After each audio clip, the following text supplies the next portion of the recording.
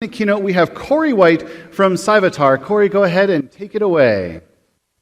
Thank you so much.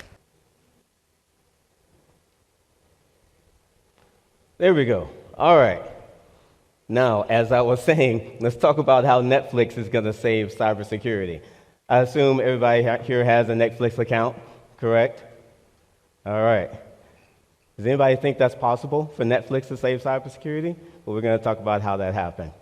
That's me and my co-founder. He's based in the UK. He's actually still trapped in the UK. He cannot get to the United States, so you just have me. Normally, we'd both be here presenting.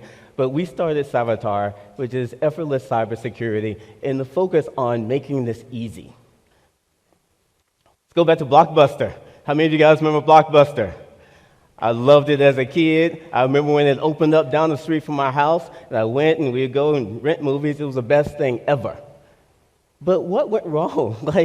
They had 9,000 stores and $5.9 billion in revenue. How did they go out of business? How did that possibly happen? Well,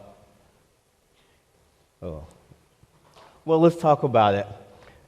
Blockbuster is like the cybersecurity industry. They got late fees. They make money off of the failures of customers. And I know that personally because I'm not like an on-time person at all. And so they made a ton of money off of my late fees, and I felt horrible. So Blockbuster was not actually even focused on the outcome of getting customers entertained. Back when they came out, they were focused on that outcome. But then they lost sight of it when all the money from late fees and everything else started coming in. And they weren't willing to adapt to the new business models that have come out. And so let's talk about cybersecurity. Now, a few of you were brave enough to raise your hand and say that you actually got hacked, but let me tell you this. There's anywhere between 500 to 1,000 ransomware attacks every single day, okay? You don't hear about them because nobody wants to admit that they've been under attack and they've had their data stolen. They just pay the ransom and move on. Well, we're definitely failing because the hacks are increasing. We make money off of incidents. I've actually personally responded to some of the largest incidents in the world, whether it be Sony, Google, whatever. I was the person behind it, and I had teams all over the world responding to incidents. And guess what happens? When these large incidents happen, these purse strings open up, everybody spends money on cybersecurity. So there are whole companies, billion-dollar cybersecurity companies, they make money off of those incidents. They don't even try to fix them. They just wait until the incident happens, and then they get called. They come in and respond to incidents. That's all they do. So we talked about not being focused on an outcome. The outcome should be trying to get you and your company secure.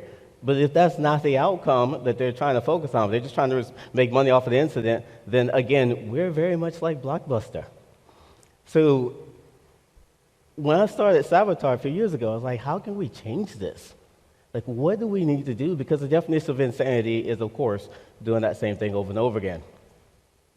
So what I liked about Netflix is that Netflix developed a business model that simplified the video renting process, okay? So you think about it, the outcome is that you're supposed to be able to watch that movie as quickly as possible.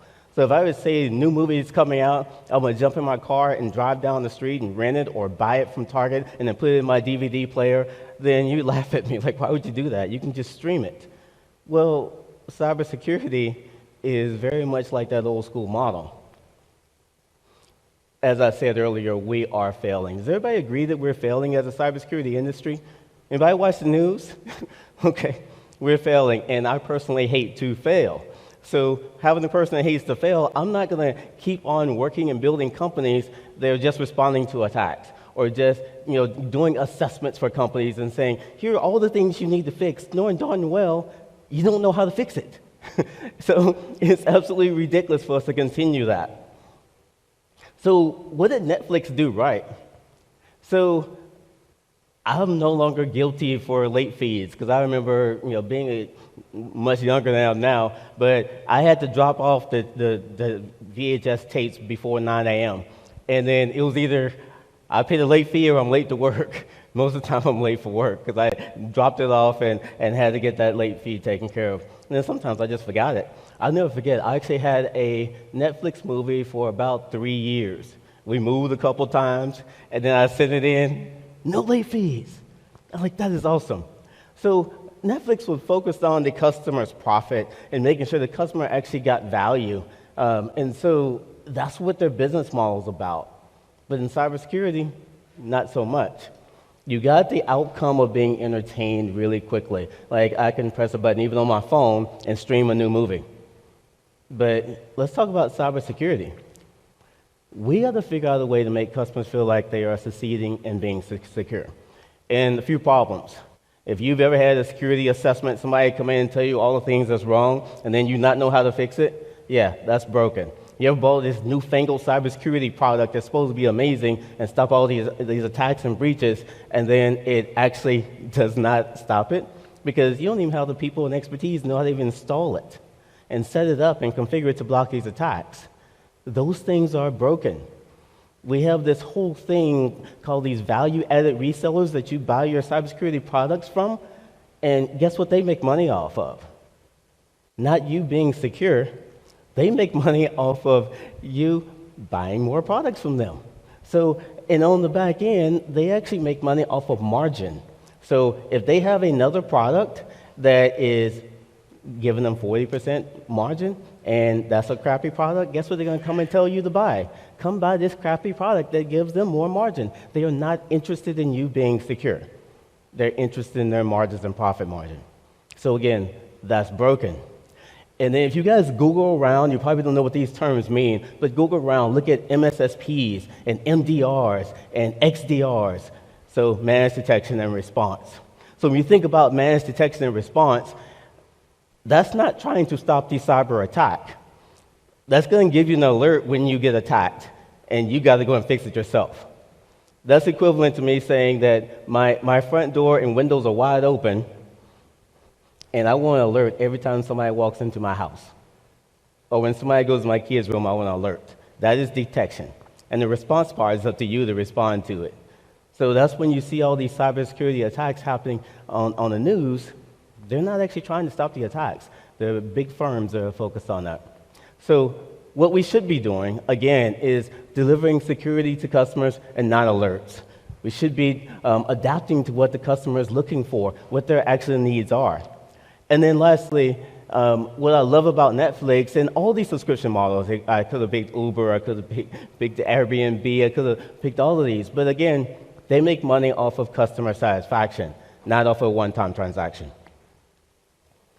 So let's look at this. So Blockbuster was doing pretty well for a while.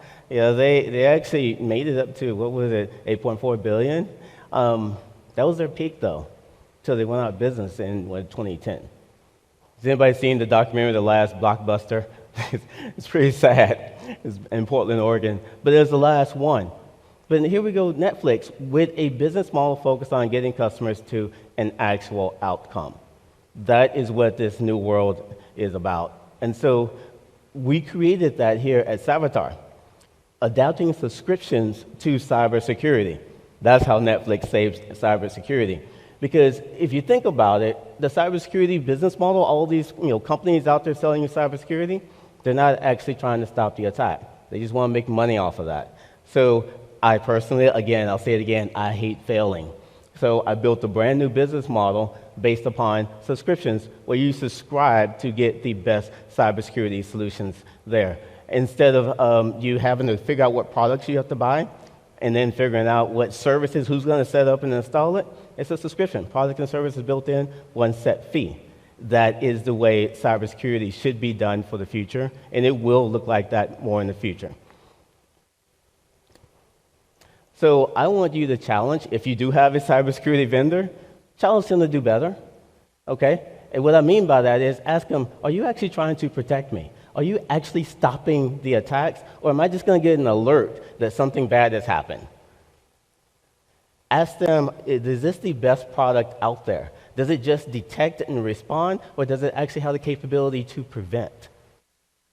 And if you don't have a cybersecurity vendor, the easiest way to do that is to subscribe to a solution from Cybertar. So I want to thank you. I apologize for the AV issues, but hopefully you guys enjoyed in learning how Netflix saved cybersecurity. Thank you.